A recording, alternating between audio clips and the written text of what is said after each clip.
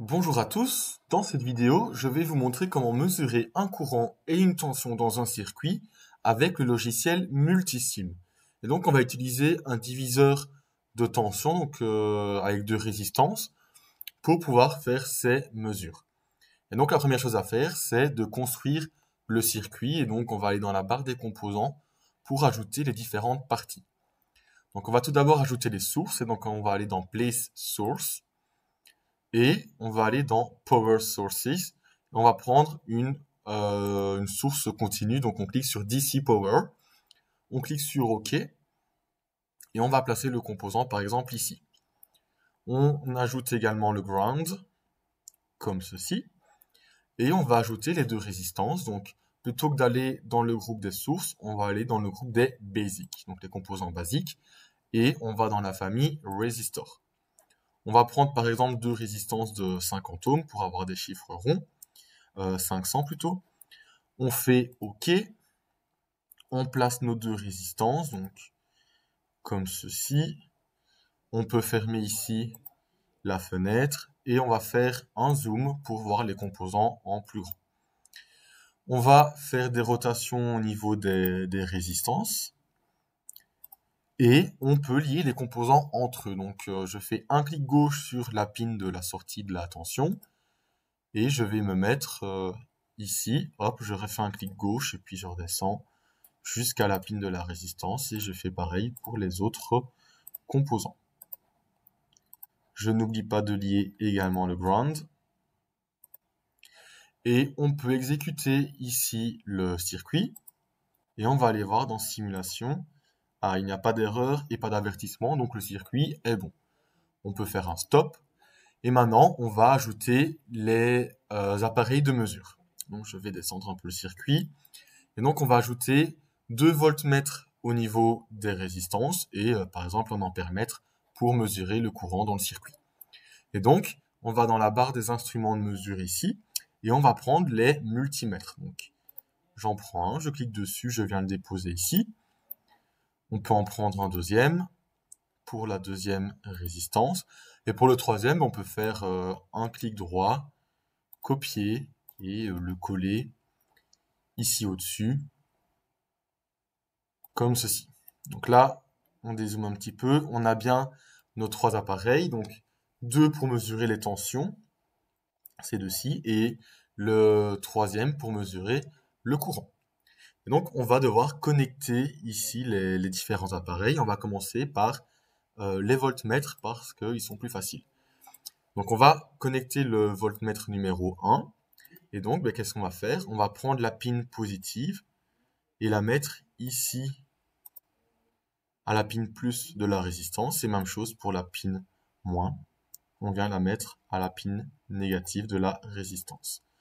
On va faire la même chose pour le deuxième voltmètre, donc je vais le mettre un petit peu plus haut.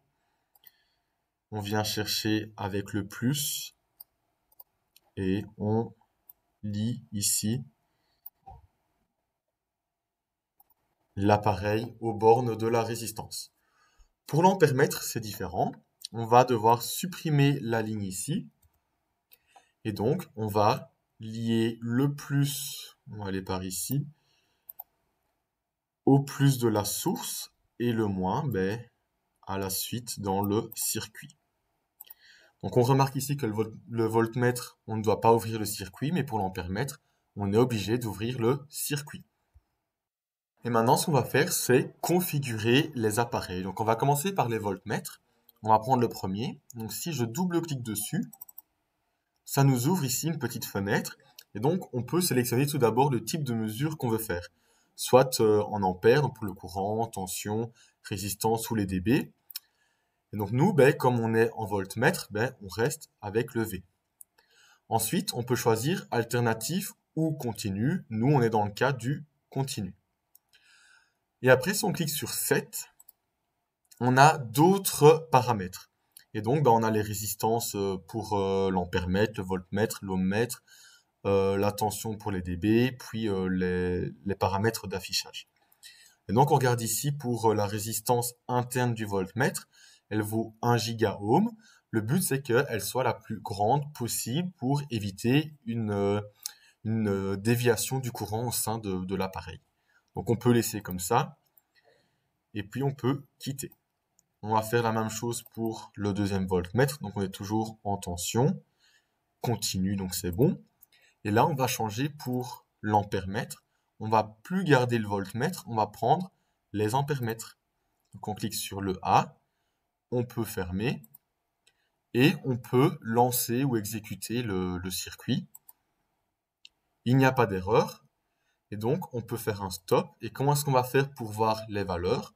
On va à nouveau double-cliquer dessus, et donc on peut voir ici nos deux voltmètres. Ils affichent bien 6 volts tous les deux. Et donc c'est normal parce que le pont diviseur de tension, comme on a les mêmes résistances, ben on aura 6 volts aux bornes des deux résistances. Et si on regarde au niveau de l'ampèremètre, on double-clique dessus, ben là on a presque 12 milliampères, ce qui est normal. Donc on devrait avoir normalement 12 milliampères parce que si on prend la loi d'Ohm, U égale RI, ben, le courant qui est 12 sur 1000 ohms, on devrait avoir 12 milliampères, mais il y a une partie qui part ici dans les voltmètres, et aussi il y a des résistances internes dans l'ampèremètre, ce qui fait que ça diminue un peu les valeurs du courant. Je peux maintenant vous montrer le même circuit, mais avec une tension alternative. Donc au lieu d'avoir la tension continue, on fait un delete, on va chercher une tension alternative. Donc je vais dans Play Source, on prend une tension alternative, on ferme, on peut relier ici comme ceci, et on va mettre pas 100 volts, mais on va mettre 12 par exemple. On fait OK, on relance, et donc même chose, on peut voir ici les valeurs, sauf que là elles sont en DC, on va les mettre en AC. Donc là elles sont en DC, ce qui fait qu'elles changent tout le temps, ce qui est logique, mais si on les met en AC, on a bien ici exactement les mêmes valeurs que en DC, ce qui est logique parce que c'est la tension efficace. Dans la prochaine vidéo, je vais vous montrer comment utiliser un oscilloscope.